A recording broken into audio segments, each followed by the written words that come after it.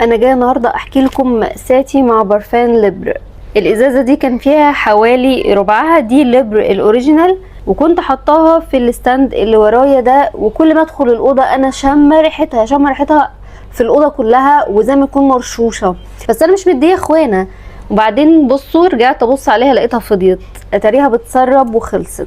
المهم كلمني مستر احمد شحاته من براند الماس للعطور، وقال لي اختاري البرفيوم اللي انت عايزاها هبعتها لك جيفت. فانا استغليت الفرصه واخترت لبر على طول. اولا لان انا بحب لبر جدا، ثانيا عشان بتاعتي خلصت ودي حاجه مضايقاني، ثالثا بقى عشان احطهم في اختبار. انا بقى هقارن واشوف اذا كانت لبر بتاعتهم فعلا نفس لبر الاوريجينال ولا لا. مبدئيا كده نشوف جمال الباكج، شايفين الحلاوه والشياكه. ثانيا بقى نشوف جمال التغليف. انا بحترم جدا البراندات اللي تهتم بالتغليف بتاع المنتجات عشان يبقوا متأكدين ان هي هتوصل سليمة. بقى الباكج دي فيها ايه؟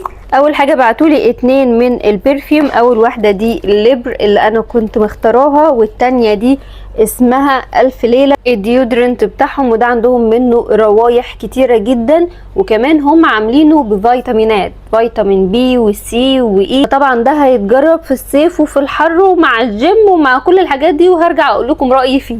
بصوا بقى جمال المخمرية وجمال الباكجينج بتاع المخمرية، بجد يونيك ومختلف وشيك جدا، مليانة فيتامينات ويا بنات ريحتها خطيره. بصوا ما فيهاش اي نسبه فازلين، والجسم بيشربها بطريقه حلوه جدا. يخربي على ريحتها خطيره. اللي معايا دي اسمها احساس.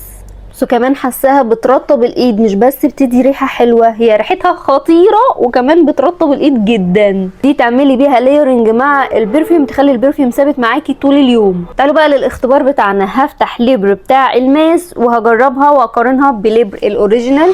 الله، شكل الازازه حلو قوي قوي. هاخد بقى تيشو وهرش كده من البرفيوم على التيشو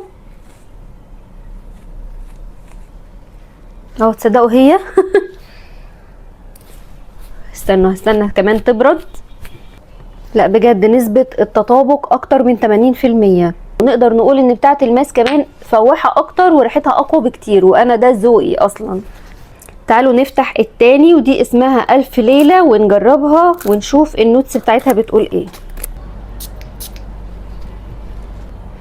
اوكي، هي يونيسكس، تنفع رجالي وتنفع حريمي، بس انا الامانه حاساها رجالي اكتر فهديها لجوزي هديه. ريحتها خطيره خطيره. عارفين ريحه الراجل الشيك البيزنس مان؟ بجد تحفه. لو في ستات بتحب الروايح القويه قوي الزهره اللي شبه البرفانات الرجالي هتحبها قوي قوي.